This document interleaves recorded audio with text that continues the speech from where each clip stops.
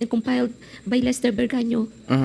The compilation is thereafter elevated to Sir Leonardo, who will Ay, ito. decide what level the arrest. Wait, Okay. maalala ko lang bago natin ituloy yan. Kahapon, sorry sir kung nanonood ka sa akin. Alam ko na lagi ka nanonood, no?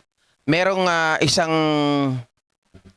paano ko ba sasabihin? Mahirap kasi to eh. Pero, nagko-comment siya sa akin. Killer to, killer, mga kababayan. Hindi ko siya kilala ha. Hindi ko siya kilala. Lagi lang nagko-comment. Sabi niyang ganon, nandito sa cellphone ko, in-screenshot ko, mga kababayan. Killer, killer ha, tandaan nyo po. Ang sabi niyang ganon sa akin, nag-comment kahapon, maalala ko lang.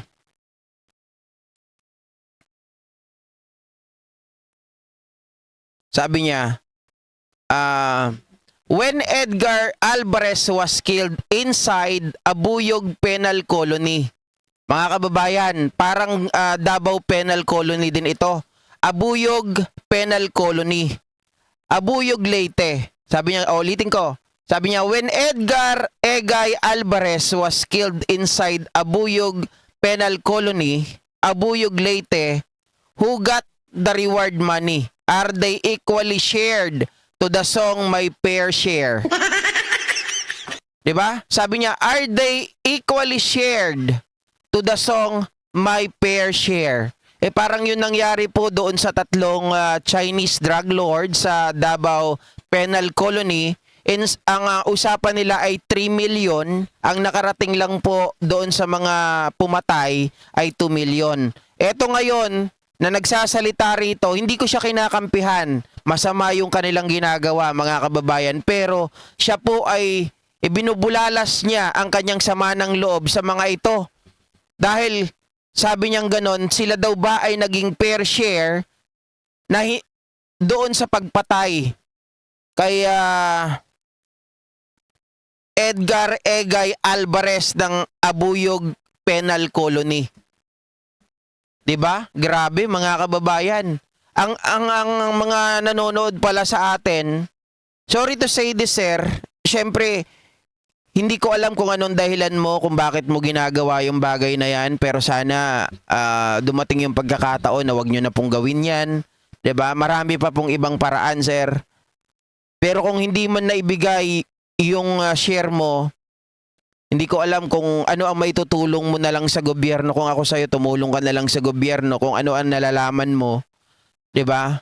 Para matapos itong mga ito at magdusa yung mga tao. Kasi alam ko, isa ka rin sa mga naging biktima ng pagkakataon na ito. 'Di ba? Alam naman natin ang buhay ng tao, ng mga Pilipino, minsan kumakapit sa patalim para magkaroon ng kaning isusubo, pagkaing isusubo sa atin at sa pamilya. Pero syempre kung ito ay galing sa masama at sa pamilya natin, hindi ko po kayo masisisi.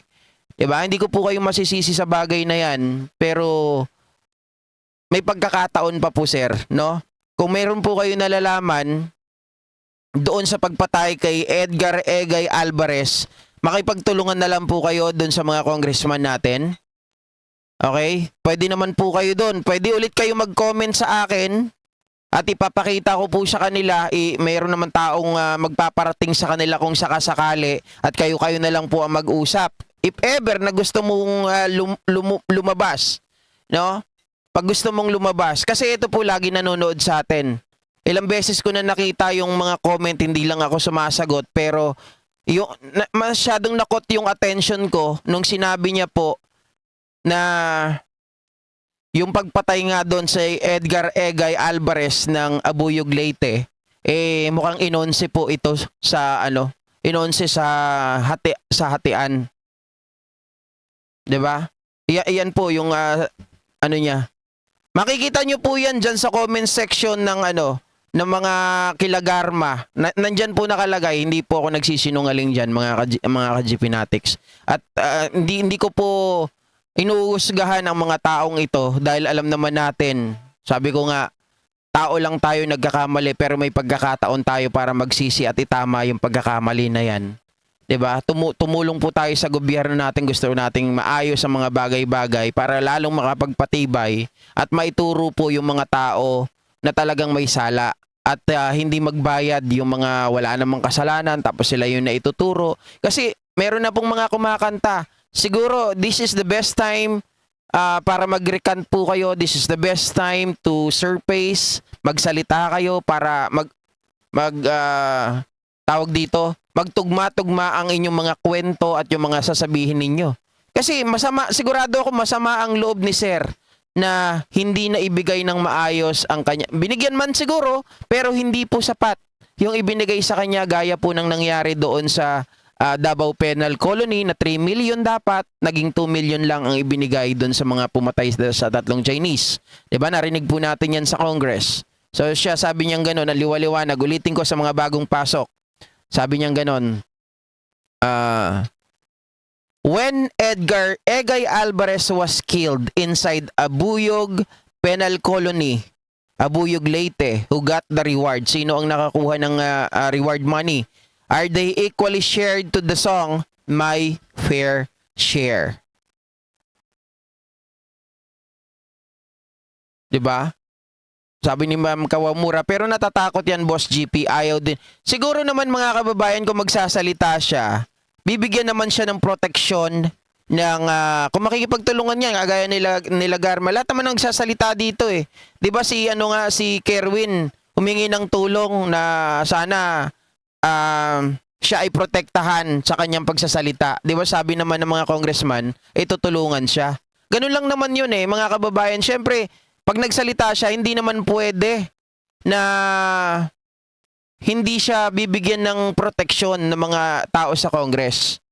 Di ba makatao naman yung mga yan eh. Then nagulat talaga ako. Sorry kung naiba tayo ng topic kasi muntik ko nang makalimutan eh. Gusto ko lang pong ipaabot kasi tayo naman, yung ating channel, open sa lahat yan. Hindi tayo nagja-judge. Siguro, etong tao na to, kaya siya nag-comment ng ganyan, gusto niya pong i-express yung sarili niya, yung feeling niya na, di ba? Gusto niyang ilabas yung nararamdaman niya. Ako nga nun eh. Hindi rin ako nabigyan ng sapat. 'Di ba? Yung share ko hindi ko rin nakuha. Ang pinakamaganda niyan, sir, kung sino ka man po na nanonood sa akin palagi, salamat po sa suporta. Salamat sa tiwala. Alam ko hindi mo sinabi na, sir, pwede bang pakiabot ito? Pero the mere fact na ikaw po ay nag-comment dito sa akin, yan po ay nangangahulugan na nagtitiwala ka sa akin at gusto mo po iparating ang inyong nararamdaman na makaabot ito sa kinauukulan. O ako ang maging daan para yung iyong gustong sabihin ay makarating po. May mga nanonood po sa atin, may mga nakamonitor dyan na hindi ko alam kung sino, pero may nagmamonitor din po ng mga video natin. At sigurado po ako makakarating sa kanila yung iyo pong sinasabi. At sana makatulong po. 'Di ba?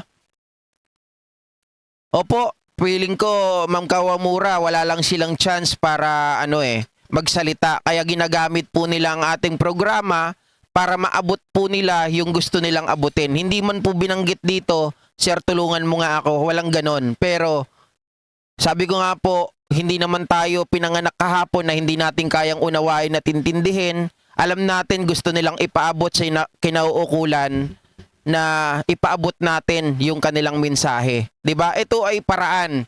Ito ang gusto natin. Nagiging daan tayo sa pagbibigay po ng mensahe. 'Di ba?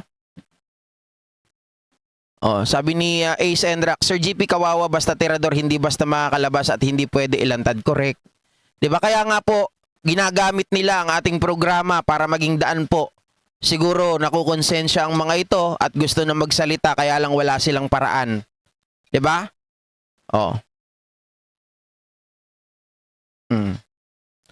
Ma'am Yani, umabot din ako. Magandang umaga, GP. Dodi malabanan ka, GP, wag mo nang patulan.